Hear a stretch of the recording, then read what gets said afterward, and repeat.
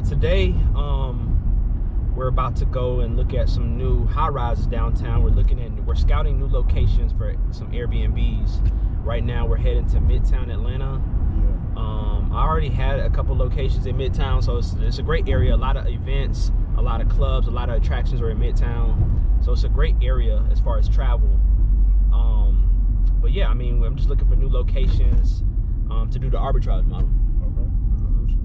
Why downtown? Downtown, I mean, that's where it's just a lot more events. You got the Mercedes-Benz Stadium, you got the basketball arena, you got Georgia World Congress Center, you got the Georgia Aquarium. It's so many attractions downtown. It just makes for the best location.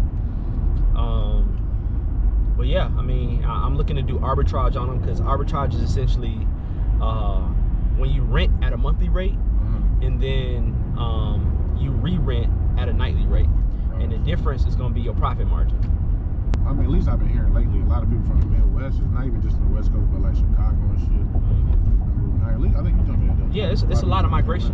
It's a lot of migration to Atlanta, because I mean, the Southeast is just much more cost effective. It's a lot more stuff to do, obviously.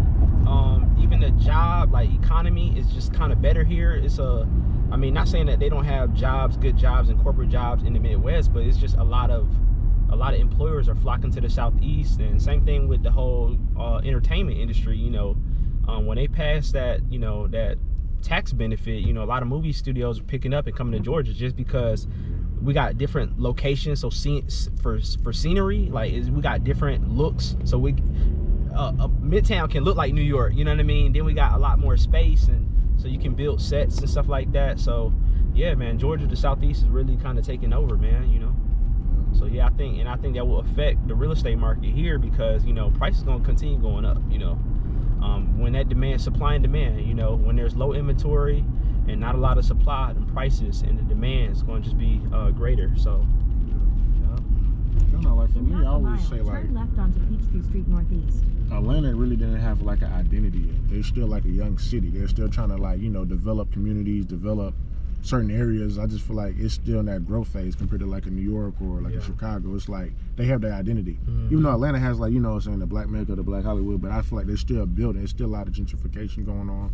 Yeah, that's very true. That's a good point. So it's pretty much like that. It's like a growth stock. You know what I mean? It's not one of those blue chip, around the way like New York that's been around, forever. But that's true. That's a good. I never looked at it like that, but that's very true, because Atlanta's still growing, still finding its identity.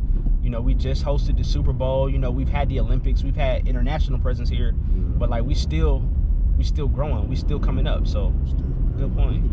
So this is Midtown right here? Yeah, this is Midtown. So technically, all right, I get this question a lot. They be like, what's the difference between Midtown or downtown? All right, if you're on North Avenue, okay, North Avenue separates Midtown from downtown. If you're north of North Avenue, it's Midtown.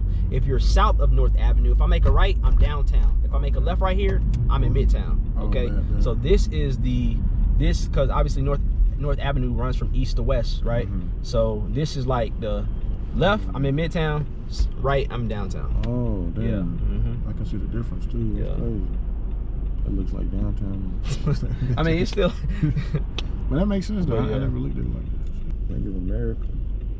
Yeah, this is one of the probably the most historic buildings probably in Atlanta. The Bank of America building.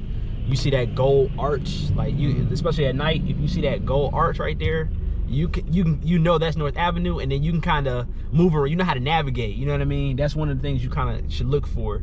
If you lost or whatever, like, man, where am I? You can look for that it's like a gold arch, and you'll know, okay, based on where you at in the city, you'll know, like, okay, that's North Avenue. I need to get here. I'm on the west side. Okay, I need to go this way, get on the east side. So just trying to pick up some more units. Hopefully, what I do is I don't never try to get just one apartment at a time or one condo at a time. I'm at the spot now, like, if I can't get like at least two to 4 units at a time, it's not really worth my time. Like, do you get better deals when you get more than one unit? I feel like you have a little bit more leverage. Not that I mean, at the end of the day, they know they can rent them. If it's a valuable place or whatever, if it's a popular place, they know they probably can rent them.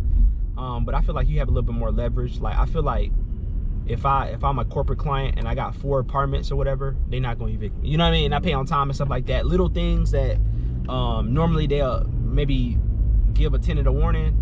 They're not gonna, you know, they're not going to evict somebody with 4 units just because the cost, you know, it would cost them too much to, you know, and the vacancy and the turnover and all that stuff, you know. Matter of fact, you know, a landlord's their biggest cost is really when they turn over when not vacancies and turnover, because when you turn over, you have to go in there, clean it, fix things up and stuff like that. That's where they really incur the most cost. So if I'm a corporate client, I'm paying on time every single month, I'm not going to run into a lot of, I think that's it right there, I'm not going to run into probably a lot of issues that you know, a regular tenant may face. So that's why I try to get as many units as I can afford, essentially. Is there like a I'm not sure that, like, but can you partner up, let's say, with a complex that's having issues leasing out? Oh, like, absolutely. And matter of fact, it's really multiple ways to do arbitrage.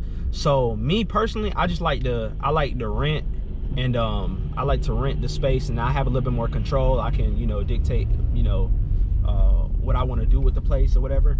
Or you can joint venture with the landlord. Let's say it's not even a big apartment complex or whatever with management and all this stuff. Yeah. Let's just say it's like a mom and pop landlord that owns like 4 or 5 houses. You can joint venture with them and say, look, partner with me, and I will assume the management, put this stuff on Airbnb or whatever, and we'll do a profit sharing. You know, we'll do a profit share versus you just paying them a fixed rent amount every single month. You know, that's another way to do it too, and that might actually, if you're starting up, that might actually be a better way to do it because it might be lower startup costs.